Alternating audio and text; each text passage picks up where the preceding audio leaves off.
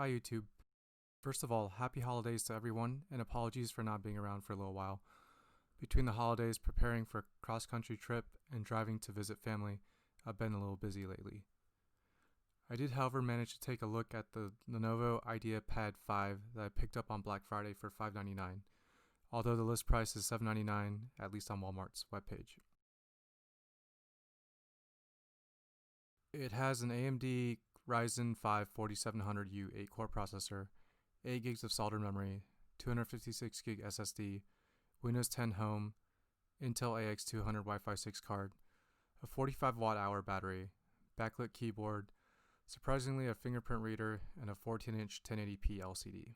As far as I know, these laptops are not configurable, but as you'll see in a little bit, there is some kind of upgradability with this laptop, most notably the SSD, and the ability to add an additional full-size NVMe SSD. Impressive if you ask me. So now onto the boring unboxing.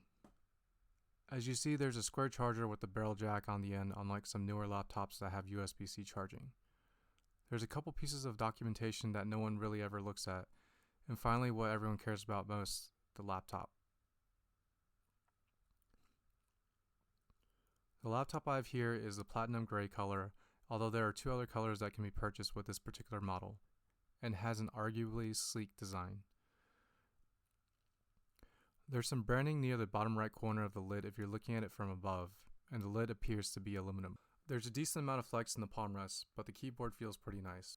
The keyboard itself has good travel, nicely spaced keys, making it rather easy to type.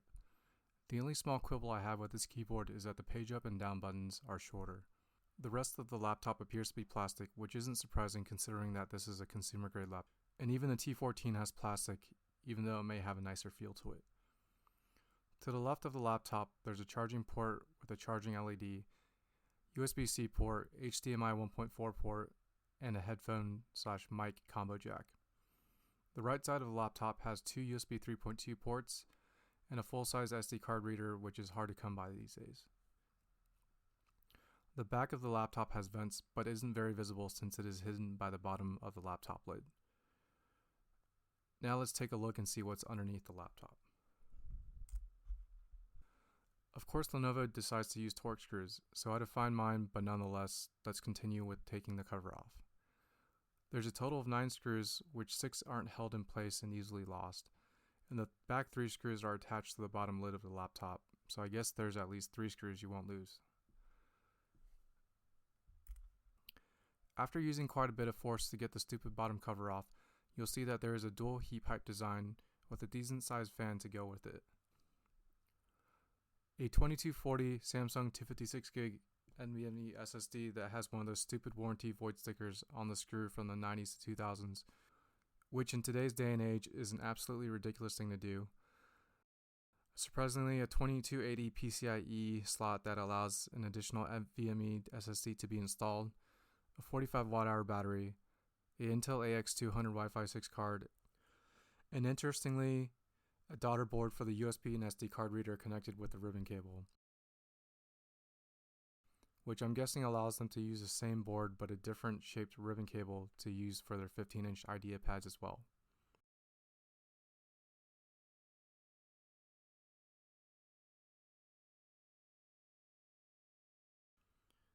The bottom cover is plastic, and later in the video you'll see me install a 512 gig NVMe SSD. Let's place the bottom cover on for now and power on the laptop and see how this bad boy performs. But before we do that, let's plug in the power adapter in case there isn't enough charge on the battery. Let's quickly skip through the Windows 10 setup process and see how well the Ryzen 4700U 8-core processor performs. If anyone's interested in how I breeze through the setup process and disable as much crap as possible during this process, comment below and I'll do a quick video on that. A couple things that I do want to mention right off the bat that I don't like about this laptop is the fact that the laptop has a 250-nit TN or twisted pneumatic screen, which is very low end, and dim screen, which means that the viewing angles and color accuracy aren't going to be very good. Nowadays laptops have IPS or in-plane switching screens, which generally provide better viewing angles as well as better color accuracy, and generally have higher brightness screens, usually 300 nits or higher. The other annoyance is the warranty sticker on the SSD, so if someone needs to recover data off of your hard drive, or you need to replace or upgrade your SSD, then your warranty is more than likely going to be void. However, at the price of $599, this laptop has most of the features that most people would want or need for daily, everyday use, with a little extra horsepower to spare.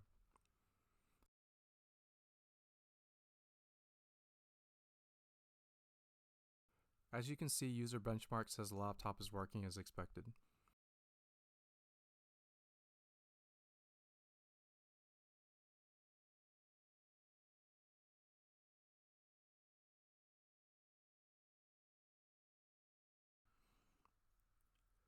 Cinebench averaged 3,200 points on the multi-core benchmark over 3 runs, and 474 points on the single-core benchmark over 3 runs. Surprisingly, this laptop benchmarks as well as other laptops that have a Ryzen Pro 4750U with similar screen sizes. But how is this the case? If you look at Task Manager running during Cinebench, you'll see that the processor doesn't actually throttle much.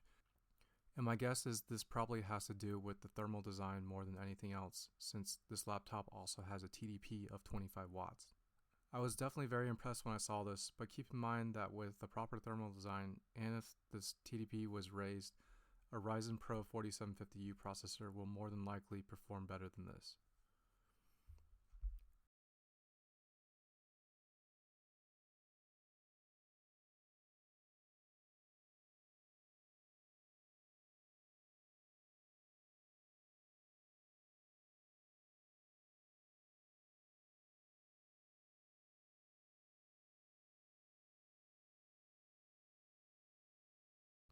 Nova benched averaged 2,010 points over 3 runs.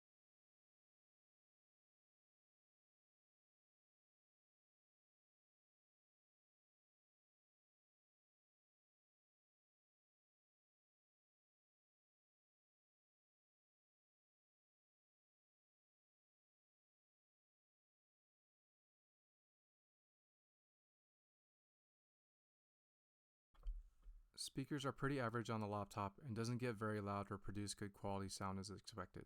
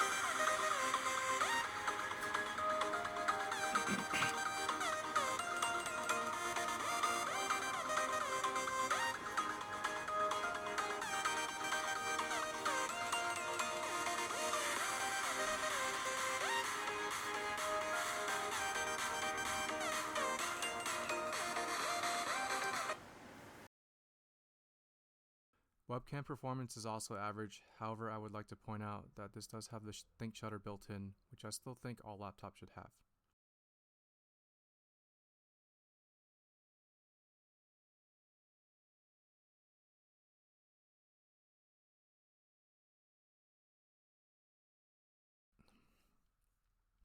Also here you can see the laptop screen scaled properly, at least to me, at 100% scaling.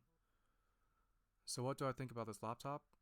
Overall, it's a decent laptop, and surprisingly, as you can see, a second NVMe SSD can be installed, which is a nice touch.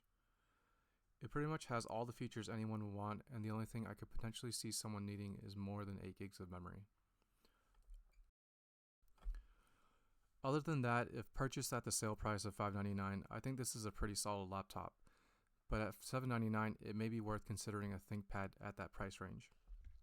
Lenovo did skimp a little bit with the cheaper screen and the smaller battery, but for most users the cheaper screen isn't noticeable, and the 5 watt-hour difference will probably cost you up to a half hour of battery life. I was definitely pleasantly surprised with the performance, but as you can see, it's because the thermal design is adequate for this processor, and in Cinebench, the processor didn't have to throttle much.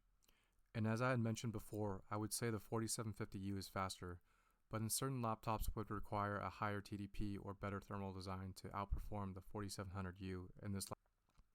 That'll be all for this video, but stay tuned for my thoughts on a ThinkBook 14S with a new Tiger Lake i7 processor, a OnePlus 8 Pro, and a Pixel 4a 5G phone.